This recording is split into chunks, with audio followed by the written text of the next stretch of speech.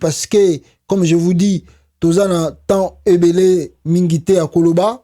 Alors, Tokobanda, rapidement ici, na makambo oyo, touti koyoka, et makambango ezali nini, ezali Patrick Mouyaya. Patrick Mouyaya boyebiye azali n'est-ce pas ministre ya communication ya RDC. Alors ye akovanda na ekimiate aleki na bekran na bango kuna na kati ya RDC et azako comparer la guerre au Rwanda, azako menacer n'est-ce pas tous les jours la République démocratique du Congo avec makambo oyo, n'est-ce pas Russie azako sala na Ukraine. Nango na lobina bino, est-ce que ezali manque ya connaissance, est-ce que ezali on peut dire savoir-faire ya géographie à monde oyo et le bisi Patrick Mouyaya makamboana.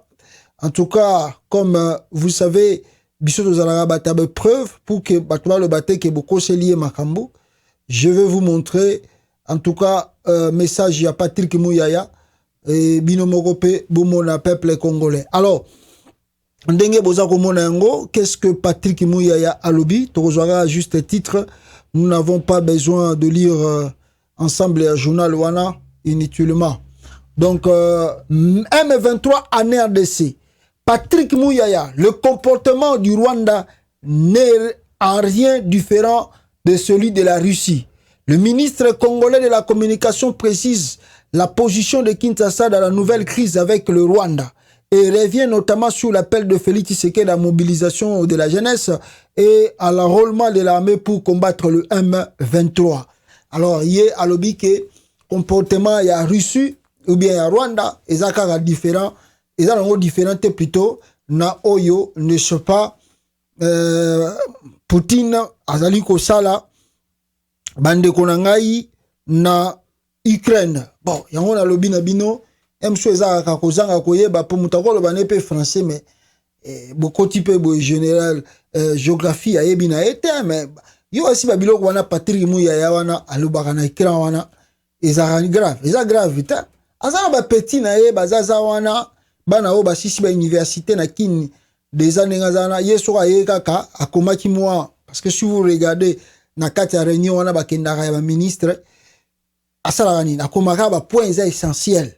Donc comment on a commis points essentiels, a commis points essentiels, a commis points essentiels tant ozonga nango na cabinet na ye na bureau na ye apesi ba petit na ye ba petit na ba betelier papa ezalaki ndenge nini ya ko expliquer ba beti paf ya ye ko tanga.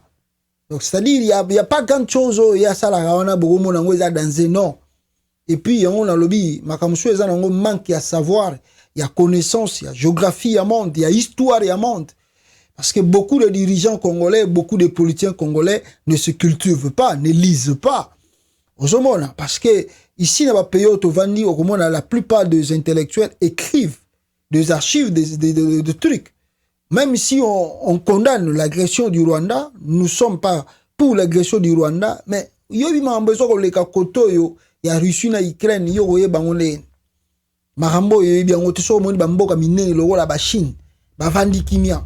Bamboka lokola ba Arabie Saoudite, ba vandi kimia. Bamboka lokola ba Iran, bambe pe on ba pe minene. Oh, tala ku États-Unis comme kota na conflit na Arabie Saoudite pour na magamba ici wana na guerre à Ukraine. Yo Patrick Mouyaya ovanda niente. Ovanda kimia te. Oyo bana oyo ba Patrick Mouyaya, bazaka bana oyo papa na ye, je ne sais pas même comment il a grandi. Bon, peut-être ba père na bango bazali ba politicien kala ba lia ba mbongo na ba sera Mobutu allez ba tindie na poto ba sisa na bango pe classe na poto te. Alors azongi na kini kuna talaka mutakanga déjà photo na Kagame. Alors bo voyez ba pe système politique na bango te papa ye wana le comme ministre à Congo. À part la ministre à Congo, azala déjà député et puis t'as la relation avec abala mwana Adolphe Muzitu. Allez-y déjà comprendre. Donc azali est déjà dans le système depuis longtemps.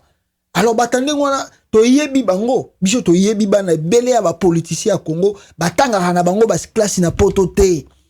Ba silisa na bango pe ba classe na poto te. To yebi poto vanda na poto biso to yebi. La plupart ya bana oyo basalaka ambiance na bango na bambongo euta hakin. Ils ne finissent pas vraiment les études. Neti ba muya ya wana.